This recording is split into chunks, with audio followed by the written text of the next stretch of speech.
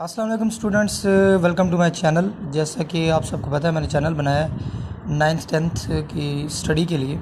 तो अभी तो 10th की फ़िज़िक्स बना रहा हूँ, इंशाल्लाह 9th को भी कवर करूँगा और भी सब्जेक्ट्स कवर करूँगा। कोशिश करूँगा ताकि स्टूडेंट्स की हेल्प हो, और अगर आप सबकी हेल्प हो तो काइंडली चैनल को लाइक और सब्सक्राइब कर दें। चलते हैं वीडियो की तरफ। आज का टॉपिक है, हमारे चल रहा था simple harmonic motion SHM, and today will cover the ball and the bowl system. कि एक बाउल के अंदर एक बॉल की जो मोशन होती है वो भी एक सिंपल हार्मोनिक मोशन होती है, उस चीज़ को हमने शो करना है। तो उससे पहले पिछले टॉपिक में भी जैसे आपको बताया कि एक होती है रीस्टोरिंग फोर्स।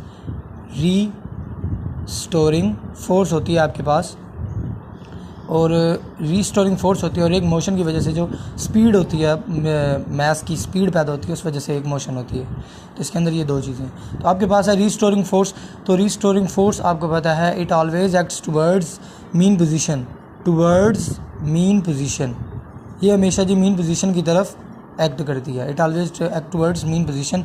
मतलब जब आप किसी सिस्टम में, जैसा कि स्प्रिंग वाले सिस्टम में आपके पास मास था, आपने जब उसको मीन पोजीशन से दूर हटाया, स्ट्रेच किया या कंप्रेस किया, तो उसने हमेशा मूव करना है मीन पोजीशन की तरफ, and that is a restoring force. तो वो रीस्टोरिंग फोर्स होती है।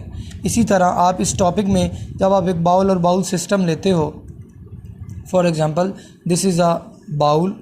अब यहाँ पर इसकी ये जो है ओ पोजीशन, मीन पोजीशन है। This is its mean position, ये इसकी है जी मीन पोजीशन। सबसे पहले वो कहते हैं initially if we place the ball at the mean position, अगर यहाँ पर बॉल पड़ा है तो ये जो है ये रेस्ट पर होगा। It will be at rest at its mean position because there will be no force acting on it. Net force is zero. Net force is zero. The weight of the ball which is acting downward and the force of normal is acting upward. तो ये दोनों forces एक दूसरे को equal कर लेती हैं, and the ball remains at rest position eight its mean position. Mean position पर वो क्या होगा जी, वो रेस्ट पर होगा। चले हम इसकी मोशन डिस्कस करते हैं। तो if we place the ball at extreme position A, हमने इसकी मोशन स्टार्ट करनी है। तो अगर हम बॉल को पोजीशन ए पर रखें तो it will start moving towards, मैंने आपको पहले बताया, रीस्टोरिंग फोर्स। तो ये जैसा कि आप देख सकते हैं कि जो बॉल है हमने इसको ए पोजीशन पे रखा है, तो it is away from its mean position.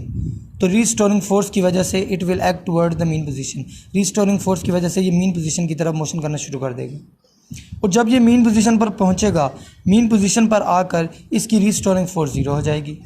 But it will not stop, लेकिन ये यहाँ पर रुकेगा नहीं, because when it moves towards the mean position due to restoring force it gains speed। तो मास ने, जो बॉल है उसने स्पीड गेन की, and due to inertia it will not stop at position O. ये मीन पोजीशन पर रुकेगा नहीं बल्कि अपनी मोशन को कंटिन्यू करेगा towards the extreme position B. यहाँ पर आ गया जी, बी पोजीशन पर उसने अपनी मोशन को कंटिन्यू रखा जी। It will move towards the B position, extreme position B तक आ जाएगा, क्योंकि उसकी इनर्शिया की वजह से, उसकी मोशन की वजह से जो उसने गेन की, तो वो बी की तरफ मूव करेगा। और अगेन जब आप देख रहे हैं कि जब ये बी पोजीशन पर बॉल आ जाएगा तो यहाँ पर क्या होगा जी, यहाँ पर अगेन जो है it is away from its mean position. Mean position से दूर है तो it will move towards the mean position due to the restoring force. Restoring force की वजह से ये दोबारा मीन पोजीशन की तरफ मूव करेगा। Again it will gain speed and due to inertia it will not stop here and it will move towards the A position. तो इस तरह से ये अपनी मोशन को जारी रखेगा, and that is a ball and bowl system. तो एक बाउल के अंदर बॉल की जो मोशन है वो भी एक सिंपल हार्मोनिक मोशन की एक मिसाल है। That is also a simple harmonic motion, that is also a to and fro motion. तो इस टाइप की जो आपने पहले डेफिनेशन भी पढ़ी थी कि special type of to and fro motion, a special type of जिसको ऑसिलेटरी मोशन भी कहा जाता है, that is a simple harmonic motion. Thank you जी। इंशाल्लाह नेक्स्ट वीडियो में सिंपल पेंडुलम कवर करेंगे और फिर इसके न्यूमेरिकल्स करेंगे जी। अल्लाह हाफ़िज़।